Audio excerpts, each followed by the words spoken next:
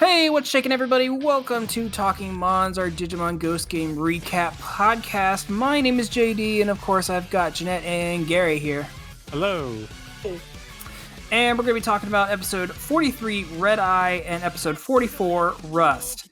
Man, Gary said right before we started recording this, we got probably the worst case of body horror we've seen so far today. It was hard for me because I could not stand eyeballs being touched or anything like that. And Oh god, that's that scene. Yeah. So we'll go ahead and start with this thing. Episode 43, Red Eye. So this episode, basically what was happening is eyeballs are basically sprouting on basically nosy people, like people who like to butt into people's businesses, people who want to gather information, that kind of stuff. And it seems to be, do you guys remember, oh God, this was a handful of episodes back, the one with the Morphomon virus where people were getting turned into insects? Yeah, was that the same person on the computer? I think that was the same hacker. Yeah, so we see this hacker girl, and like I said, I'm pretty sure it's the same one from the Morphomon episode a while back.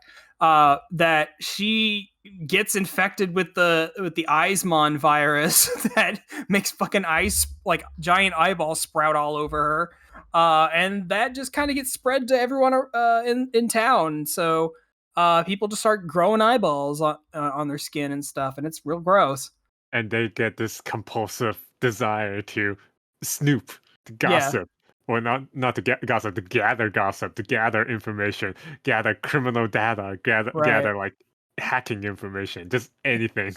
Yeah, and our big kind of I guess one of the big things of this episode is we were introduced to one of Kyo's like international friends, Emma, who I don't remember what their relationship is exactly, but she's just like a friend of his, and I say friend in like quotations, but she's always been real nosy, likes to butt herself into everyone's business, and Kyo is kind of worried about her visit because, you know, if she figures out what the Digimon are, she's going to blab it to the entire world. He also have history of her blabbing. Wait, was it his diary that she posted online? He had like a fan fiction or something about himself. Like one of those Gary Stu self-insert fan fictions he had. Yeah. He posted on social media. I got a kick out of that. But of course, Emma is struck by this virus and tries to hide it for as long as she can until obviously the gang finds out about it and then has to reveal the Digimon to her. So not behind the scene, just behind the everyday stuff that we don't see is that she and Kyo talks like online fairly frequently, and she has this idea that he's hiding a girlfriend in his dorm. God, man, if you didn't have the notion that this show is really trying to ship Kyo and Jellymon together, then I don't know what else to tell you. Tongue-in-cheek, but a very tongue-in-cheek, like nod, wink way. Right. Anyway, I blathered on long enough. How did you guys take this episode? And then you go first. Yeah, I thought it was really good. Like, it was, I no problems with it. It was very tightly written, very tightly animated. It was interesting. It was a lot of fun. Emma was annoying as sin, but I think that was the point. I like Emma. She's like the most, like, she has the most character out of all these side character, friend of the week character that we've seen so far. Because she has actual personality and not just like, oh, I'm scared of this particular thing. I mean, she grew on me. I liked her at the end of the episode, and a lot of it is just that she likes Kyo. So she tries to give him a smooch at the end. And Jellymon's like, nah. Blocked. That's my man. But what about that fight? Oh, that fight was interesting with the laser eye coming from like her entire body. Like the jumping around the shadows and throwing objects from the shadows, and yeah, that he could pull from his other eyeballs. And I just thought it had some interesting depth, and it was pretty interesting to watch. Like, yeah, for sure. Animation-wise, it's not as good as the next episode, but the creativity was really good. I really like how what you said about pulling random junk in, and at one point it's just really interesting of how she just stood there. They wrapped her up in like bandages to try to limit the data that Eismons are gathering, but then he starts shooting laser from her body, and she was just standing there like a zombie or statue or something. Mhm. And I don't know, because how much control is he in? Because that would be freaking me out. I think it depends on. I think it really depends on how far along they are in their infection, and she seemed pretty far along. To crumble. Yeah.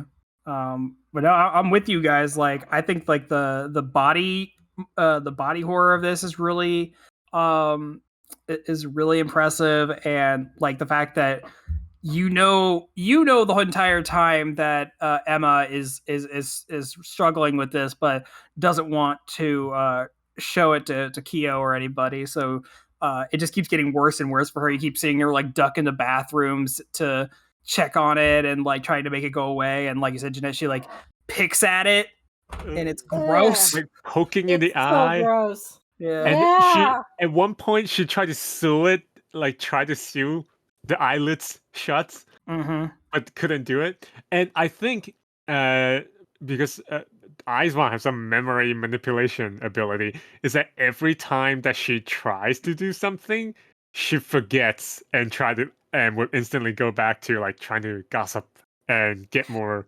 dirt on Kyo. Yeah, it seems like they kind of fall into a trance for a bit where they kind of lose time, but like you said, like they're trying to just gather information for Eismon, which never specifies why he's gathering information. That's just kind of what he does.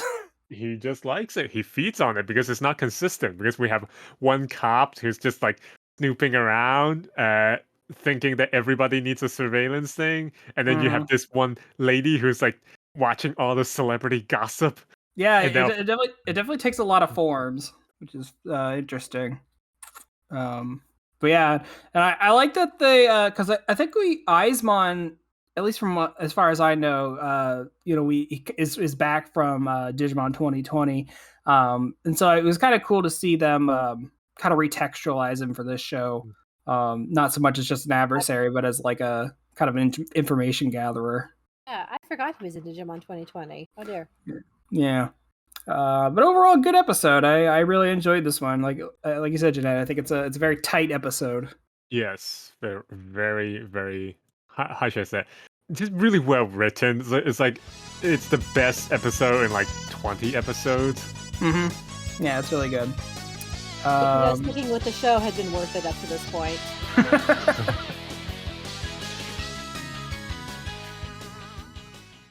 Jeremy Snow here, owner and editor-in-chief of The Geekly Grind. I'm interrupting your awesome, regularly scheduled programming to ensure that you know about our Geekly Grind podcast network, of which this show is a treasured member of. If you haven't had a chance to check out our site, you can do so at www.thegeeklygrind.com, and while you're there, check out the other members of our steadily growing podcast family, including the anime-centric Blake and Spencer Get Jumped, discovering new heroes and comic book keepers with Chris and Lance, exploring the vast universe of geekdom with Geeksploration, or of course appreciating animation's finer details with the Ink and Paint Club. Escape your weekly grind at the Geekly Grind.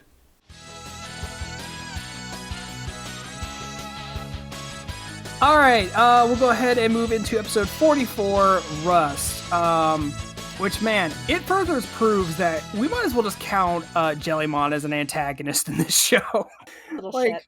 I don't think we've had a season so far where, in so many instances, a partner Digimon is working against or not ends up being the cause of the problem for the main cast.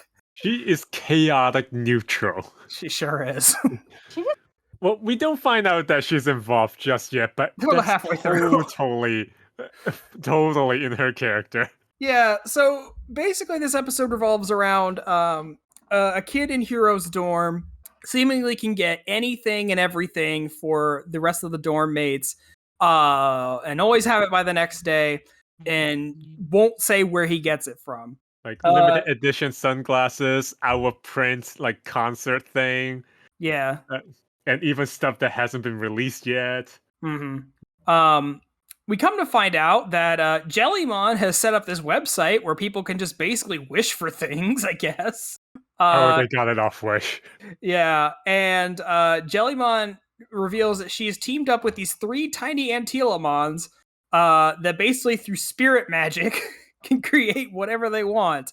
Unfortunately, they have to draw the energy from somewhere, and that energy starts to come from the buildings that they visit to drop off items, which causes them to rust and shake and basically like become structurally unstable.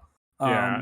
Remember from Full Metal Alchemist, Got it. equivalent exchange.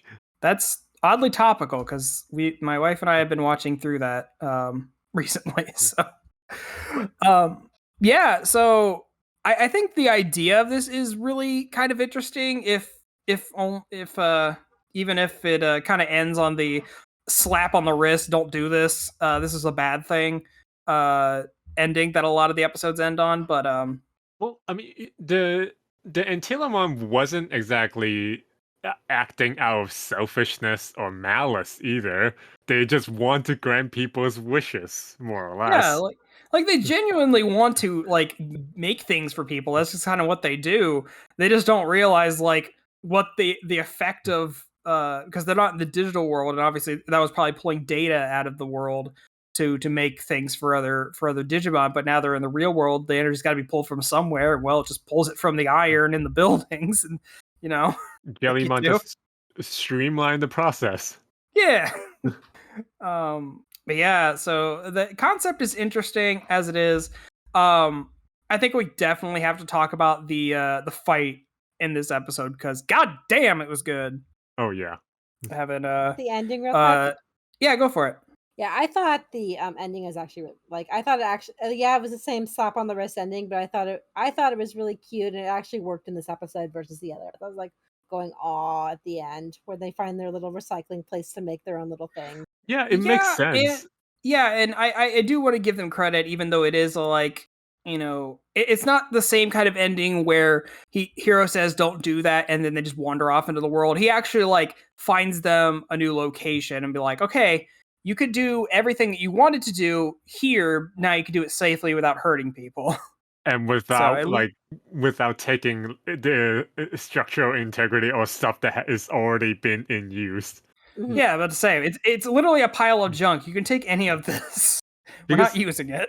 Because this isn't just the dorm issue, it's just happening a lot because this kid knows the secret and is helping everyone who in the dorm to order stuff. But there's stuff going on with like just random individual houses, apartment buildings.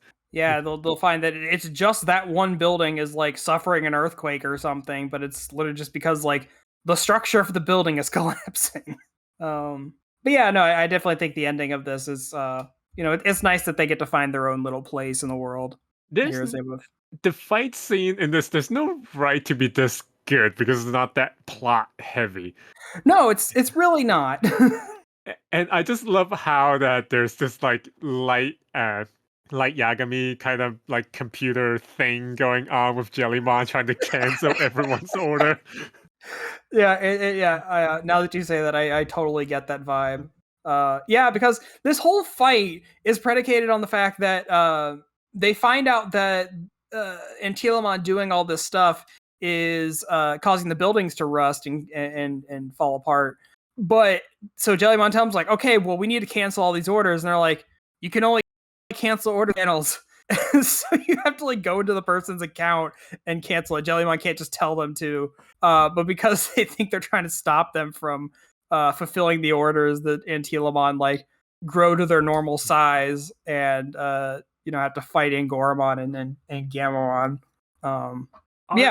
There's no reason for the fight, but it's a great fight. Yeah, it's 3 ultimate levels against 2 at the time because Kyo isn't in town, so that's why Jellymon can do this scheme. So she couldn't evolve to ultimate either. Right. But yeah, it definitely does take obviously Kano Weissmon and Lamortmon to hold them off because nobody really wins this fight. It's just Jellymon finally gets to the end of the cancel list, and one of the Antilamon just whips out their phones like, "Oh, everything's been canceled. We're cool now."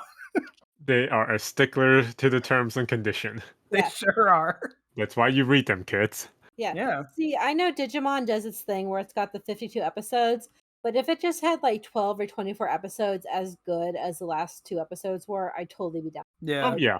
Like, I kind of wish I'd kind of rather have like just really good episodes like at this quality rather than a bunch of episodes with them being hit or miss. hmm But that's just kind of the what that's just kind of what we're getting, and yeah, we're still not really getting a lot of plot. We do see Hero's dad for a hot second. We do. He's just, and once again, it is shrugged off.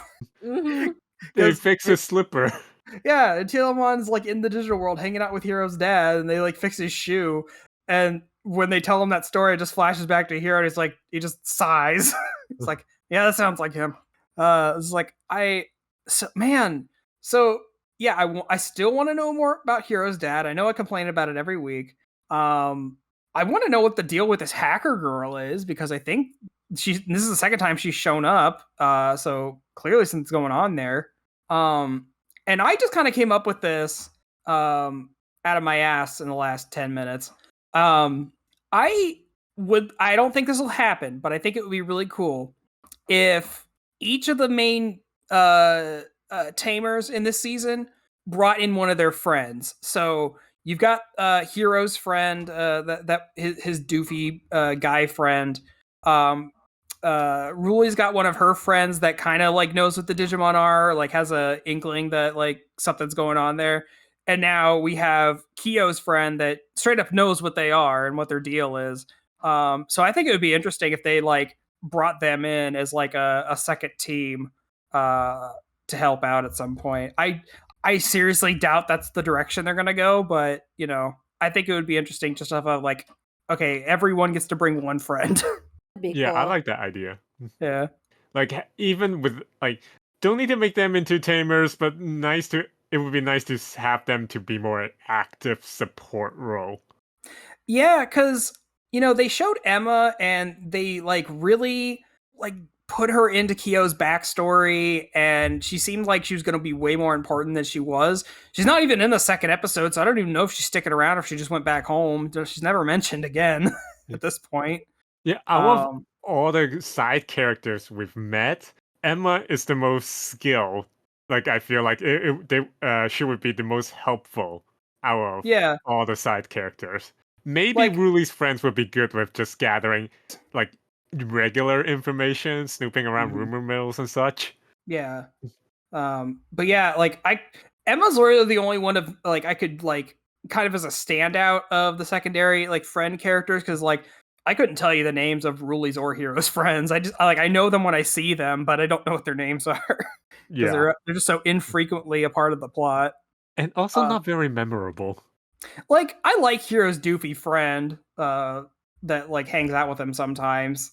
He's even in this in the Rust episode, because he asks for something and gets like some limited edition sunglasses or something, but Goofy sunglasses. he doesn't get body morphed like he did a while back into His weird life's insect improving. monster. A lot of shit does happen to him, but Yeah, Things the are very looking up first for him. episode. So we'll see if any of the friends get brought in. Like I said, I seriously doubt it, but who knows at this point. I don't know where this show is going. No one does. It's a mystery show. It is definitely a mystery to me. If I were to have anyone watch any episodes from the show, the last 2 episodes is probably what I would go for. Oh Yeah. If I I think just to those pick 2 people to get into, like, it'd be like, hey, this is kind of a cool show. These last 2 episodes, that's where it's at. Like, if you just want to watch 2 episodes, watch these 2. Here, watch these episodes. That is 40 episodes into the show. Yeah, I mean, it is what it is. But you get all the actual like premise of the show. It's in these 2 episodes. The best elements. Yeah, The mystery, the fighting, the character dynamics. the monsters and all that. So yeah, it's a good crash course for sure. Anything else? The only other thing I have is when Kyo gets back to the dorm and sees the dorm destroyed. That was pretty great. So I left people like I got out and left other people in charge for this one day, and this happened.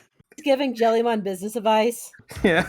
Oh, okay, Jellymon is really cute at the end, just admitting to fault. Yes.